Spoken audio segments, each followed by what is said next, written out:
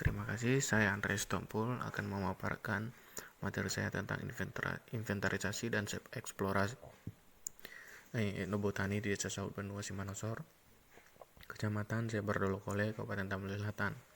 Adapun lokasi penelitian saya sesuai dengan judul di Desa Saud Benua Simanosor, Kecamatan Sebar Dolokole, Kabupaten Tapanuli Selatan. Tumbuhan di Kabupaten Tapanuli Selatan atau tanaman cukup banyak. Ada mulai dari sarindan kopi, ada bau-bau, ada uruh romano. Ini merupakan ada yang merupakan tumbuhan yang bisa kita dapatkan dengan mudah, tapi sarindan kopi itu agak sulit didapatkan. Itu untuk penyakit dalam perut, misalnya mah, asam lambung dan lain sebagainya. Ada juga bau-bau yang mudah untuk digunakan, tinggal diambil sangat banyak di halaman ataupun di jalan-jalan, tinggal dipuyuh. Adapun di sini namanya sapil-pil, itu untuk membersihkan wajah, mengambil daun yang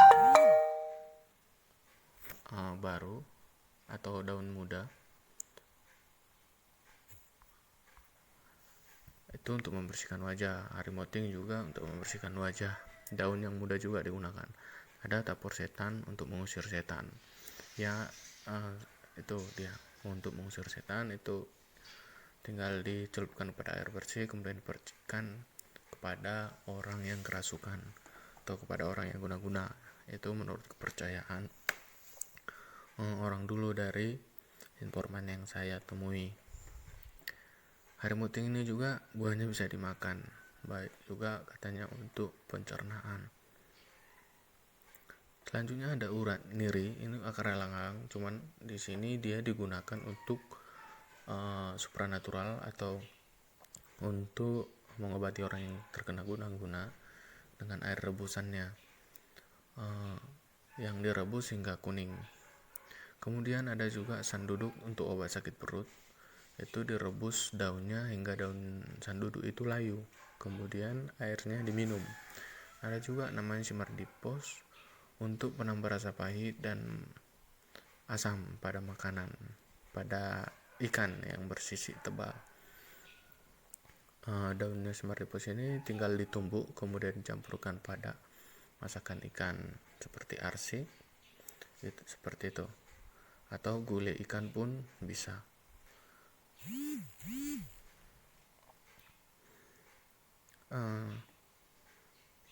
Selanjutnya tanaman ini semua masih banyak yang berbentuk daun yang digunakan, daunnya yang digunakan.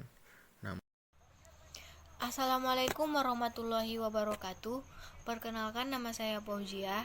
Di sini saya akan menjelaskan hasil dari mini riset saya, yaitu di desa saya sendiri, yaitu Desa Purbabaru.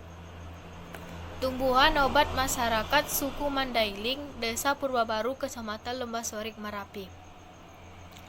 Dalam penelitian saya ini, saya menemukan 5 jenis tumbuhan obat yang dijadikan oleh masyarakat suku Mandailing. Yang pertama yaitu tanaman salin batu.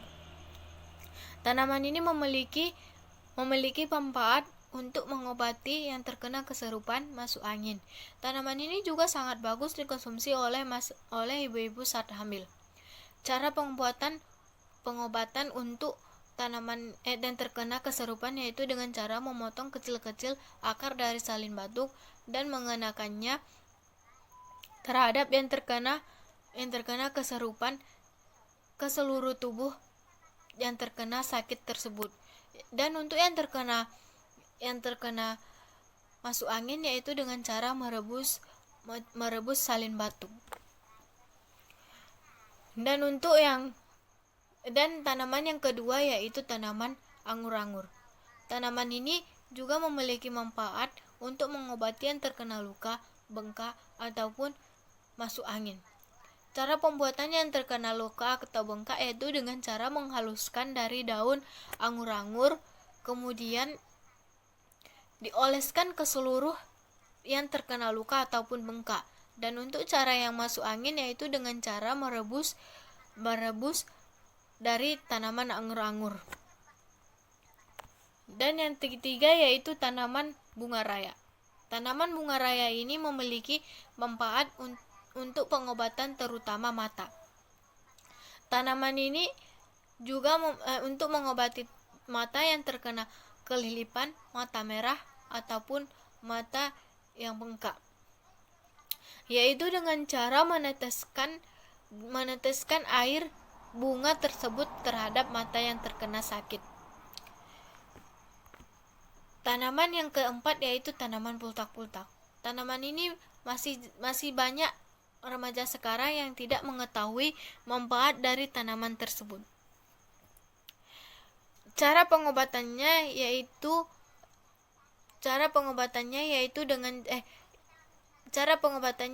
yang untuk masuk angin dengan cara merebus mulai dari akar sampai ujung daun dari tanaman tersebut. Dan tanaman ini juga sangat bagus untuk pemandian anak bayi yang berumur 1 minggu sampai dengan 3 minggu dengan cara merebus dari akar sampai ujung daun juga. Tanaman yang terakhir yaitu tanaman dingin-dingin. Tanaman ini juga masih banyak kalangan remaja sekarang yang tidak mengetahui manfaat tersebut. Yang manfaatnya yaitu untuk mengobati yang terkena panas ataupun demam. Panas maksudnya yaitu yang terkena seseorang yang terkena makhluk halus. Dengan cara pengobatannya yaitu dengan menghaluskan tanaman tersebut dan mengoleskan ke seluruh tubuh yang terkena panas. Sama juga dengan yang terkena demam. Sekian dari hasil dari presentasi saya. Kurang dan lebihnya saya mohon maaf. Assalamualaikum warahmatullahi wabarakatuh. Selamat siang teman-teman semuanya. Perkenalkan, nama saya Febriani Sinurat. Saya mahasiswi antropologi kelas C reguler. Di sini saya akan mempresentasikan hasil presentasi saya, hasil penelitian saya terkait kembang raya sebagai penurun demam bagi anak. Nah, di sini saya melakukan penelitian di daerah Tangerang Tiga Raksa di dekat rumah saya. Nah, di sini saya bertanya kepada masyarakat sekitar terkait pengetahuan mereka apa-apa saja obat-obat tradisional yang masih mereka percayai dan masih mereka gunakan pada saat ini. Nah, di sini saya mendapatkan salah satu obat tradisional atau tumbuhan tradisional yakni kembang raya. Kembang raya atau kembang sepatu, dikenal sebagai kembang sepatu, memiliki tempat yang khusus di hati masyarakat Batak Toba di daerah Tangerang, khususnya di daerah Tiga Raksa. Kembang ini dipercaya bisa menjadi obat penurun panas atau demam bagi anak-anak. Tapi di sisi lain, obat ini juga bisa digunakan sebagai penyembuh bagi anak-anak yang sedang terkena sakit cacar. Nah, saya bertanya kepada salah satu masyarakat Batak Toba yang berada di daerah Tiga Raksa terkait penggunaan kembang raya ini. Nah, dia mengatakan bahwasanya pada zaman dahulu ketika dia masih di kampung, dia menggunakan kembang raya ini sebagai obat penurun demam saat di kampung pada zaman dahulu. Nah, ketika dia sudah merantau dan dia melihat anaknya sedang demam, akhirnya dia teringat kepada apa yang dilakukan orang tuanya zaman dahulu, sehingga dia menggunakan kembang raya ini untuk sebagai obat anaknya ketika anaknya sedang sakit demam. Dan ternyata hal itu sangat efektif. Anaknya mengalami penurunan dalam suhu badan. Nah, kenapa dikatakan sebagai kembang raya? Pada zaman dahulu konon katanya bahwasanya kembang raya ini ditemukan di daerah Simalungun atau di daerah raya, sehingga untuk namanya sendiri dikatakan sebagai kembang raya terkhusus di Sumatera Utara, seperti itu. Nah, hampir setiap rumah yang bersuku Batak di daerah Tangerang atau Tiga Raksa memiliki kembang raya yang berada di depan rumahnya. Hal itu disinyalir karena kepercayaan masyarakat Batak yang berada di daerah tersebut memiliki kepercayaan bahwasanya apabila mereka menanam itu suatu saat anaknya demam atau cacar, mereka bisa menggunakan kembang raya tersebut sebagai obat penurun panas. Nah, bagaimana cara membuat atau meramu kembang raya tersebut? Yang pertama, kita mengambil daun dari kembang raya tersebut. Yang diambil itu daunnya, bukan bunganya. Nah, lalu hancurkan menggunakan tangan atau biasa diremas-remas. Tidak disarankan menggunakan blender dan jangan sampai terlalu lumat atau hancur. Hancurkan sampai lendir dari daun kembang raya itu keluar. Jadi saat kita menghancurkan kembang raya, Selamat pagi teman-teman semuanya. Saya akan memaparkan hasil riset saya, yaitu inventarisasi dan eksplorasi tumbuhan dan tanaman obat di Desa Telaga Sari, Kecamatan Tanjung Morawa. Baik, langsung saja. Indonesia adalah wilayah yang terkenal dengan penghasil tumbuhan serta tanaman obat yang berkualitas. Negara ini juga terkenal akan salah satu negara penghasil rempah terbaik di dunia. Desa Telaga Sari adalah salah satu desa yang terletak di Kecamatan Tanjung Morawa. Desa ini merupakan desa yang dilewati menuju Bandara Kuala Namu. Metode yang digunakan yaitu jenis penelitian kualitatif. Adapun tempat dan waktu penelitian dilakukan di Gang Perdana Desa Telaga Sari, Kecamatan Tanjung Morawa pada hari Jumat 20 Maret 2020. Adapun subjeknya yaitu Ibu Supriyani, seorang ibu rumah tangga yang memiliki tumbuhan dan tanaman obat. Ya, langsung saja pada pembahasan yaitu daun ketumpang air atau sirih Cina. Tanaman ini sering diabaikan, bahkan dianggap tumbuhan liar, padahal dia memiliki banyak sekali manfaat. Contohnya itu mengempiskan pembengkakan dan dapat meredakan sakit kepala, dan masih banyak manfaat lainnya. Untuk mendapatkan khasiatnya yaitu kita bisa merebus daun ini atau bahkan dapat menghancurkan daun ini untuk dikonsumsi. Yang kedua, daun mangkokan. Tumbuhan ini sering dijadikan sebagai bahan permainan anak-anak, padahal dia memiliki banyak sekali manfaat. Salah satunya itu mengurangi letih. Cara pengolahannya itu dengan mencampurkan daun mangkokan ini ke dalam beberapa masakan, dan dapat juga digunakan daun ini untuk menambah cita rasa. Yang ketiga, daun katu atau lebih dikenal dengan daun nasi-nasi. Dia berkhasiat untuk melancarkan produksi ASI, dan selain itu dia dapat mengobati luka, mengatasi anemia. Untuk mendapatkan khasiatnya yaitu kita dapat merebus daun ini dan memakan sekaligus meminum air rebusan daun katu ini. Yang keempat yaitu daun pandan. Daun ini lebih dikenal sebagai pewangi dan penambah nafsu makan, sedangkan masih banyak khasiat lainnya yang belum banyak diketahui oleh orang banyak. Di antaranya itu menetralisir racun di dalam tubuh. Yang keempat, daun jarak. Daun jarak ini dikenal sebagai tanaman pagar.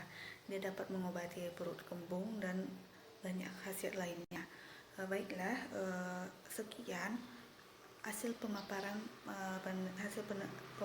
penelitian saya. Jika ada kesalahan kata atau kata-kata yang kurang berkenan, saya mohon maaf dan mohon dimaklumi. Terima kasih, selamat pagi.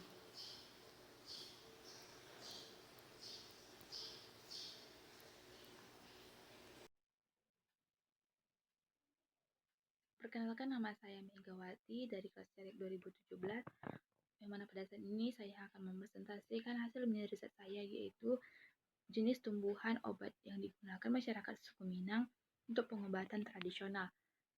Saya mengambil suku Minang karena pada realitanya atau pada kenyataannya masyarakat suku Minang masih mempercayai dan menggunakan tumbuh-tumbuhan untuk dijadikan obat.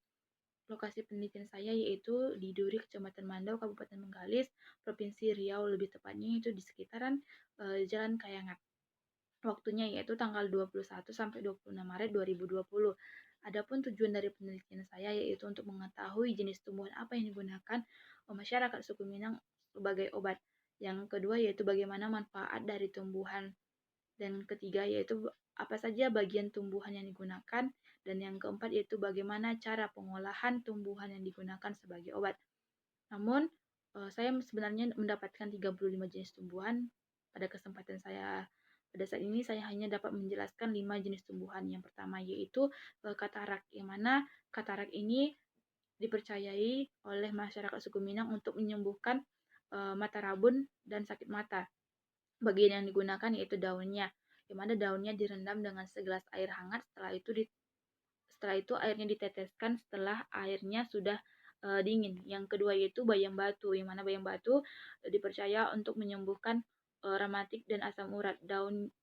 Bagian yang digunakan yaitu daun hingga batangnya, lalu direbus.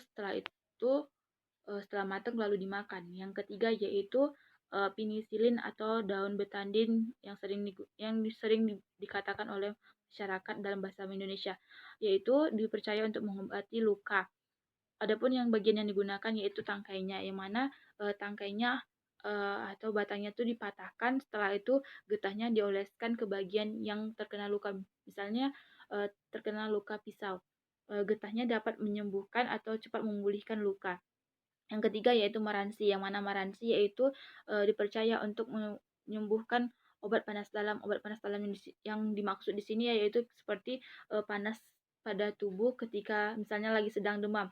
Adapun bagian yang digunakan yaitu daunnya. Daunnya direndam dengan segelas air biasa, lalu dicampurkan dengan 7 biji beras ke dalam gelas tersebut, lalu airnya diminum 1 guguk, dan daunnya dapat ditempelkan ke area yang panas, misalnya ke badan. Selanjutnya yaitu yang terakhir ampadu tanah, yang mana ampadu tanah ini dapat menyembuhkan malaria, demam, gatal-gatal, mengurangi rasa nyeri.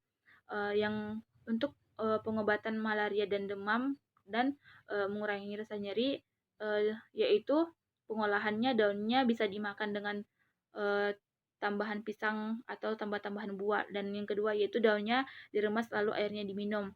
Yang ketiga yaitu daunnya dihaluskan lalu ditempel ke area yang gatal-gatal, misalnya itu untuk menyembuhkan gatal-gatal. Yang mana daun ini terasa pahit, maka harus menggunakan buah untuk menghindari atau mengurangi rasa pahitnya. Namun masyarakat suku Minang mempercayai dengan olahan yang direbus harus yaitu menggunakan jumlah daun yang ganjil seperti 3, 5, dan 7. Adapun pada hasil riset saya tumbuh-tumbuhan yang banyak digunakan yaitu dengan cara pengolahan direbus.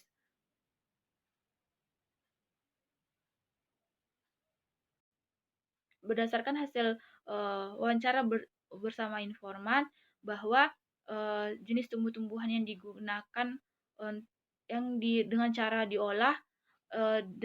diolah direbus, maka menggunakan bagian tumbuhan atau daunnya menggunakan dengan jumlah yang ganjil seperti 3, 5, dan 7. Yang mana dengan hal tersebut, dengan menggunakan yang ganjil tersebut, bahwa hal tersebut adalah untuk obat-obatan.